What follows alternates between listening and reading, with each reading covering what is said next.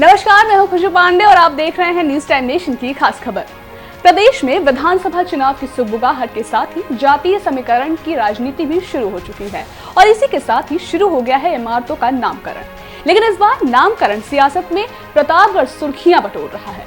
केंद्रीय मंत्री अनुप्रिया पटेल ने कहा है कि मिर्जापुर मेडिकल कॉलेज का नाम सोनेलाल पटेल के नाम पर रख देना चाहिए।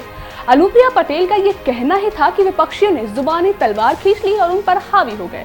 लेकिन इन्हीं विपक्षियों में से सबसे आगे नाम आता है ब्रजेश सौरभ का। पूर्व विधायक ब्रजेश सौरभ ने साफ कहा है कि प्रतापगढ़ के इतिहास और विकास में सोनेलाल का नाम कहीं भी नहीं आता है, लिहाजा सोनेलाल के नाम पर अस्पताल का नाम पड़ने का कोई मतलब ही नहीं होता है। दुनिया में चुनाव किसी भी मुद्दे पर लड़ा जाता हो, लेकिन यूपी में चुनाव जात पात, धर्म, मंदिर और मस्जिद के नाम पर ही लड़ा जाता है। उससे कहीं ज्यादा ट्रेंड में रहता है इमारतों का नाम बदलना। और इसी क्रम में चुनाव से पहले नामकरण वाला जिन्न एक बार फिर से चिराग से बाहर आ चुका है, जिसमें अब अनुप्रिया पटेल का नाम भी शामिल हो गया है। उन्होंने अपने एक बयान के दौरान कहा कि मिर्जापुर मेडिकल कॉलेज का नाम स्वर्गीय सोनेलाल पटेल के नाम पर रख देना चाहिए। अनुप्रिया पटेल अपना ये बयान देकर तो निकल गई, लेकिन उनके इसी बयान के साथ ही प्रदेश में नई सियासत भी शुरू हो गई है और सियासत की सीधी आंच पहुंच गई है प्रतापगढ़ में।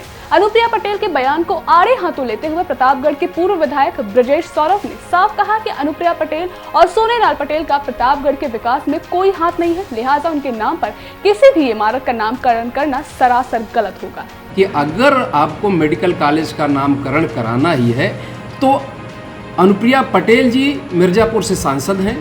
अगर उनको अपने पिताजी के नाम से मेडिकल कॉलेज का नामकरण कराना है तो वहाँ से सांसद हैं। चाहे तो उस मेडिकल कॉलेज का नाम डॉक्टर सोनेलाल पटेल जी के नाम से करने के लिए केंद्रीय नेतृत्व और प्रदेश नेतृत्व को चाहे तो अनुरोध करें या चाहे मजबूर करें, दोनों अधिकार उनके पास है। मैं सीधी सी बात कहना चाहता हूँ कि अगर प्रतापगढ़ में यहाँ पर नामकरण होगा तो प्रतापगढ़ के किसी विभूति के नाम होगा, वो चाहे किसी भी दल का होगा, चाहे वो स्वतंत्रता संग्राम सेनानी होगा या हमारे प्रतापगढ़ की धरती पर पैदा हुआ कोई भी किसी भी समाज का व्यक्ति होगा। नामकरण प्रतापगढ़ की जनता सीधे सीधे बच्चा बच्चा चाहता। पूर्व विधायक ब्रजेश सौरभ ने एमएलसी आशीष पटेल को भी आड़े हाथों लिया है। उन्होंने आशीष पटेल से सवाल किया कि वो बताएं कि प्रतापगढ़ के विकास में उनका क्या योगदान रहा है।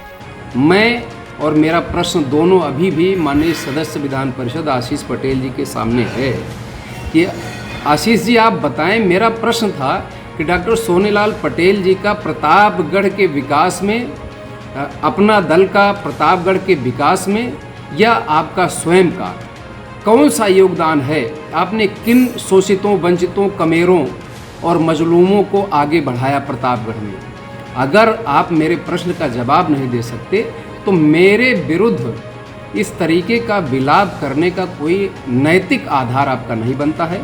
लेकिन एक बात मैं अभी भी आपके सामने कहूँगा कि अपना दल का, डॉक्टर सोनेलाल पटेल जी का और आपका किसी का भी प्रतापगढ़ की धरती से कुछ भी लेना देना ना था ना है, सिवाय आपको एक वर्ग विशेष को आगे करके उसकी भावनाओं को मार्केट में लोगों के सामने, राजनीतिक दलों के सामने और बड़े नेताओं के सामने उसका इस्तेमाल करने के अलावा अभी तक आपका कोई योगदान नहीं है। दरअसल कुछ वक्त पहले आशीष पटेल ने सोशल मीडिया पर एक पोस्ट डालते हुए पूर्व विधायक ब्रजेश सौरभ के खिलाफ उनकी ही पार्टी से कार्रवाई की मांग की थी, जिस पर नाराजगी जाहिर करते हुए ब्रजेश सौरभ एमएलसी आशीष पटेल पर जमकर बरसे हैं। जिले की इमारतों का नाम रखना है या नाम बदलना ही नया खेल नहीं है, बल्कि चुनाव आने पर इस तरह के नए सिक्के अक्सर सामने आ ही जाते हैं। और जैसा कि सभी जानते हैं कि 2022 में प्रदेश में विधानसभा चुनाव होने हैं। अब भाई पार्टी अपनी तरफ से हर मुमकिन कोशिश कर रही है, लेकिन जीत का सेहरा किसके सर सजेगा ये तो आने वाला वक्त ही बताएगा। ये खबर हमारे संवाददाता दयाशंकर पांडे ने कवर की है। आपको हमारी खबर कैसे लगी कमेंट सेक्शन में जरूर बताएं। अगर आप ये खबर फेसबुक पर लाइक और फॉलो करें और अगर आप यूट्यूब पर देख रहे हो तो चैनल को सब्सक्राइब जरूर करें। नमस्कार। सब्सक्राइब करें आपका अपना चैनल न्यूज टाइम नेशन और हर खबर सबसे पहले पाने के लिए बेल आइकॉन जरूर दबाएं। और हाँ, खबरें पसंद आ जाएं तो लाइक और शेयर करना ना भूलें।